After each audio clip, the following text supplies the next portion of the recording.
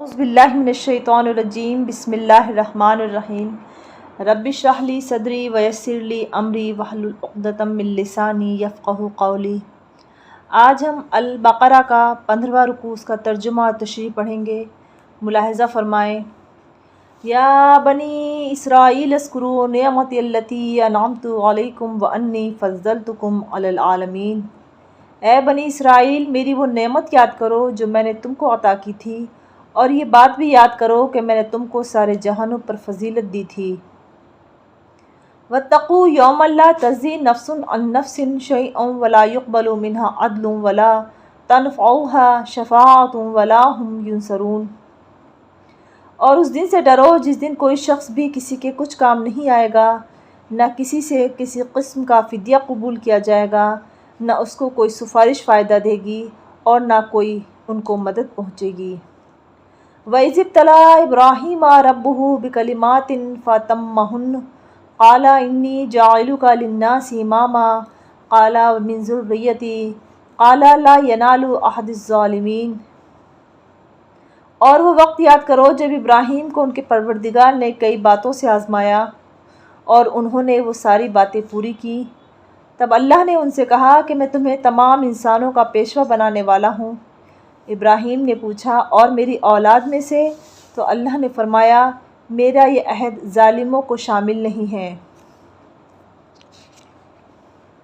وَإِذْ جَعَلْنَا الْبَيْتَ مَثَابَةً لِلنَّاسِ وَأَمْنًا وَاتَّخَذُوا مِن مَّقَامِ إِبْرَاهِيمَ مُصَلًّى وَعَهِدْنَا إِلَىٰ إِبْرَاهِيمَ وَإِسْمَاعِيلَ أَن طَهِّرَا بَيْتِيَ لِلطَّائِفِينَ وَالْعَاكِفِينَ وَالرُّكَّعِ السُّجُودِ۔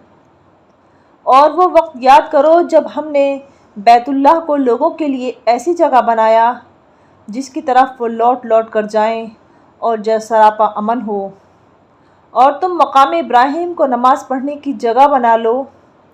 اور ہم نے ابراہیم اور اسماعیل کو یہ تاکید کی کہ تم دونوں میرے گھر کو ان لوگوں کے لیے پاک کرو جو یہاں طواف کریں اور اعتکاف میں بیٹھیں اور رکوع اور سجدہ بجا لائیں۔ وَإِذْ قَالَ إِبْرَاهِيمُ رَبِّ اجْعَلْ هَٰذَا بَلَدًا آمِنًا وَارْزُقْ أَهْلَهُ مِنَ الثَّمَرَاتِ مَنْ آمَنَ مِنْهُم بِاللَّهِ وَالْيَوْمِ الْآخِرِ قَالَ وَمَنْ كَفَرَ فَأُمَتِّعُهُ قَلِيلًا ثُمَّ اضْطَرُّهُ إِلَىٰ عَذَابِ النَّارِ وَبِئْسَ الْمَصِيرُ۔ اور وہ وقت بھی یاد کرو جب ابراہیم نے کہا تھا کہ اے میرے پروردگار، اس کو ایک پرامن شہر بنا دیجیے، اور اس کے باشندوں میں سے جو اللہ اور یوم آخرت پر ایمان لائیں انہیں قسم قسم کے پھلوں سے رزق عطا فرمائیے۔ اللہ نے کہا، اور جو کفر اختیار کرے گا اس کو بھی میں کچھ عرصے کے لیے لطف اٹھانے کا موقع دوں گا، مگر پھر اسے دوزخ کے عذاب کی طرف کھینچ لوں گا، اور وہ بدترین ٹھکانہ ہے۔ وَإِذْ يَرْفَعُ إِبْرَاهِيمُ الْقَوَاعِدَ مِنَ الْبَيْتِ وَإِسْمَاعِيلُ رَبَّنَا تَقَبَّلْ مِنَّا اِنَّكَ أَنتَ السَّمِيعُ الْعَلِيمُ۔ اور اس وقت کا تصور کرو جب ابراہیم بیت اللہ کی بنیادیں اٹھا رہے تھے اور اسماعیل بھی شریک کار تھے۔ اے ہمارے پروردگار، ہم سے یہ خدمت قبول فرما، بے شک تو اور صرف تو ہی ہر ایک کی سننے والا، ہر ایک کو جاننے والا ہے۔ ربنا وجعلنا مسلمین لک ومن ذریتنا امۃ مسلمۃ لک وارنا مناسکنا وتب علینا انک انت التواب الرحیم۔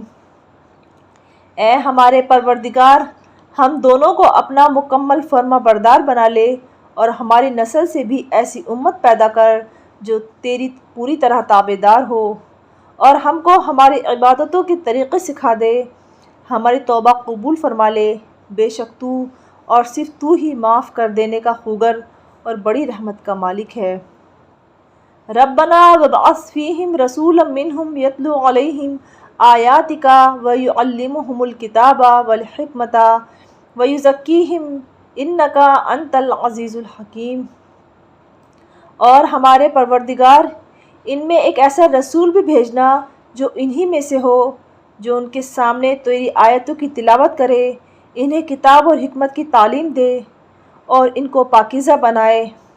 بے شک تیری اور صرف تیری وہ ذات ہے جس کا اقتدار بھی کامل ہے اور جس کی حکمت بھی کامل ہے۔ ابھی ہم نے رکوع نمبر 15 پڑھا اور اس کے ترجمے سے ہی ہمیں بہت کچھ سمجھ میں آ چکی ہیں۔ وہ تمام باتیں جو ابھی تک مضمون چل رہا ہے اسی کو آگے بڑھایا گیا ہے۔ اس میں بھی اللہ رب العزت بنی اسرائیل سے مخاطب ہیں اور کہہ رہے ہیں، جیسا کہ آیت نمبر 47 میں کہا تھا کہ اے بنی اسرائیل، میری وہ نعمتیں یاد کرو جو میں نے تمہیں عطا کی اور میں نے تمام عالم پر تمہیں فضیلت بخشی ہے۔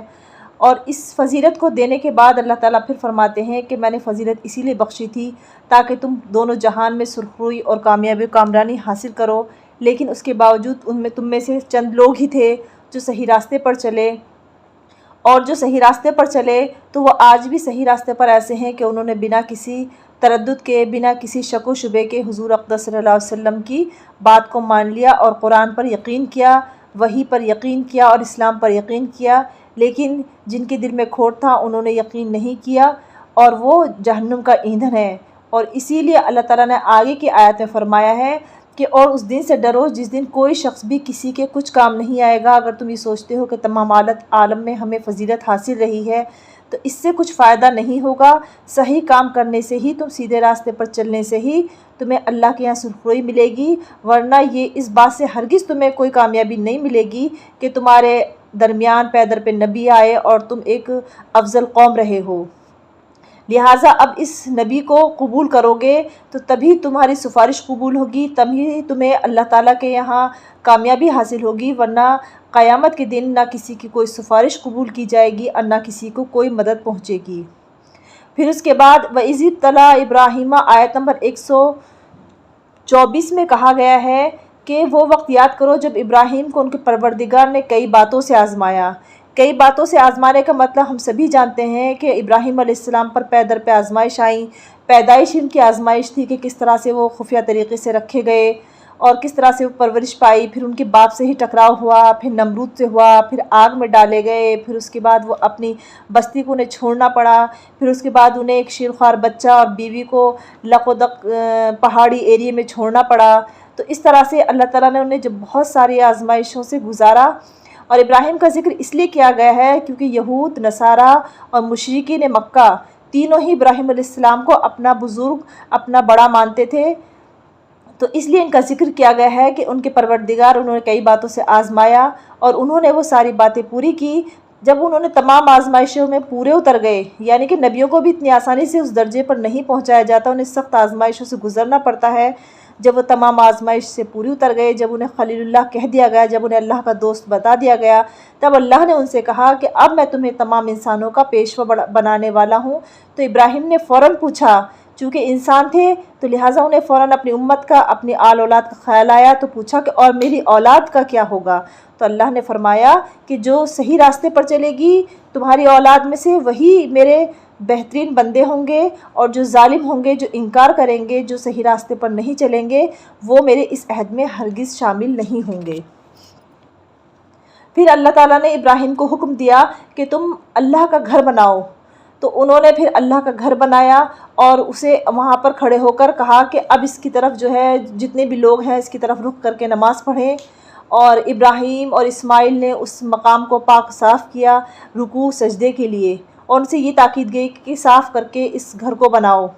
تو اس میں پورے خانہ کعبہ کی ابتدا ان 2-3 آیات میں تمام بہت باریکی کے ساتھ بتا دیا گیا ہے کہ کس طرح سے خانہ کعبہ کی ابتدا ہوئی اور کس طرح سے جو آج کے ٹائم میں جو ہم حج کرتے ہیں اس کی ابتدا کہاں سے اور کیسے ہوئی۔ اور جب ابراہیم نے کہا کہ اے میرے پروردگار، جب انہوں نے وہ خانہ کعبہ بنا دیا تو انہوں نے کہا کہ اے میرے پروردگار، اس شہر کو پرامن شہر بنا دیجئے، اور اس کے باشندوں میں سے جو اللہ اور یوم آخرت پر ایمان لائیں انہیں قسم قسم کے پھلوں سے نوازیے۔ تو اللہ نے کہا کہ بالکل بے شک ایسا ہی ہوگا، لیکن جو کفر اختیار کرے گا اس کو بھی میں کچھ عرصے کے لیے ضرور لطف اٹھانے کا موقع دوں گا، مگر پھر آخر میں وہ دوزخ کی طرف کھینچے جائیں گے اور وہ بدترین ٹھکانہ ہے۔ اور اس وقت کا پھر تصور کرو جب ابراہیم بیت اللہ کی بنیادیں اٹھا رہے تھے۔ یہاں پر یہ بات سمجھنے کی ہے کہ ابراہیم علیہ السلام کوئی نئی جگہ نہیں بنا رہے تھے۔ آدم علیہ السلام جب آئے تھے تو اللہ تعالیٰ نے جب ہی نشاندہی کر دی تھی، وہ جگہ جو خانہ کعبہ کی جگہ ہے وہ روز اول سے ہی جنت کی جگہ ہے، آسمانی جگہ ہے، وہ پاک جگہ ہے، اور اسی کو آدم علیہ السلام نے بنایا تھا، اور پھر اتنے سالوں بعد ابراہیم علیہ السلام نے اللہ کی نشاندہی پر، اللہ کے کہنے پر اسی جگہ کو دوبارہ سے گھر کی بنیادیں اٹھائیں۔ اور اسماعیل ان کے جو بیٹے تھے وہ بھی اس میں شریک تھے، تب وہ اسے بناتے رہے اور وہ بار بار ایک ہی بات دہراتے رہے کہ اے ہمارے پروردگار، ہم دونوں کو اپنا مکمل فرما بردار بنا لے اور ہماری نسل سے بھی ایسی امت پیدا کر جو تیری تابعدار ہو۔ لہٰذا ان کی دعا قبول ہوئی تھی۔ یہی وجہ ہے کہ ابراہیم علیہ السلام کے دو بیٹے تھے، ایک حضرت اسماعیل علیہ السلام اور ایک حضرت اسحاق علیہ السلام۔ حضرت اسحاق علیہ السلام کے بیٹے یعقوب علیہ السلام، جن کا دوسرا نام اسرائیل ہے، انہی سے بنی اسرائیل کی قوم نکلی ہے۔ اور اسماعیل علیہ السلام حضرت ابراہیم علیہ السلام کے بڑے بیٹے، جن سے کوئی نبی نہیں نکلا، آخر میں حضرت محمد مصطفیٰ آخر الزماں پیدا ہوئے۔ اور یہی اس لیے دونوں جو بنی اسرائیل ہیں اور اہل مکہ جس میں نبی کریم صلی اللہ علیہ وسلم آئے تھے، ان دونوں کے جو بڑے تھے وہ حضرت ابراہیم علیہ السلام تھے۔ تو لہٰذا اللہ تعالیٰ نے اس میں پوری طریقے سے چند آیات میں وہ تمام باتیں واضح کر دی ہیں کہ جو لوگوں کو سمجھنے میں پریشانی ہو رہی تھی۔ اللہ رب العزت ہم سب کو قرآن پڑھنے اور اسے سمجھنے کی توفیق عطا فرمائے۔ صدق اللہ العظیم۔